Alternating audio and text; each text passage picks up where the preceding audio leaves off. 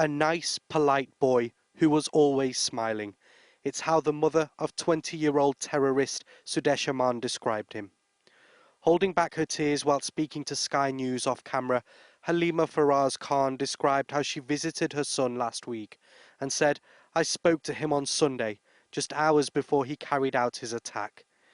He said he wanted some of his mother's home-cooked mutton biryani in the final conversation before he was shot dead by armed police."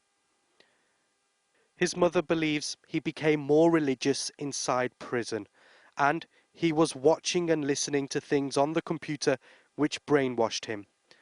This was a man under police surveillance because of his previous terror offences. Before he went to prison in December 2018, Sudesh Amman pledged his allegiance to the Islamic State and declared his own wish to carry out a terror attack. But growing up, he was very smart and wanted to study biomedical science, his mother told us. A former classmate of Sudesh spoke to Sky News about their time at high school.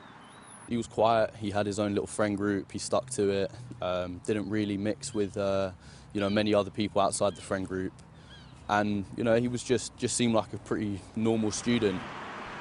I don't think that in school he was involved in that radicalisation. I just think that he lacked a father figure, and I think that he just ended up taking the wrong path after high school. It was at his family's previous home in North London where Sudesh stockpiled a combat knife, an airgun and the black flag of Islamic State. He was jailed for over 3 years after police found a stash of bomb-making manuals and other propaganda. This was the teenage life he was living. I spent half an hour speaking to Sudesh Amman's mother about her son.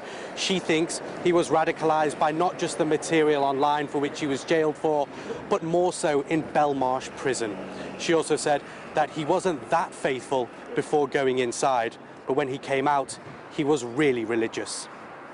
When she first heard the attack happened on Sunday afternoon, Mrs. Khan said she had a feeling her son was responsible.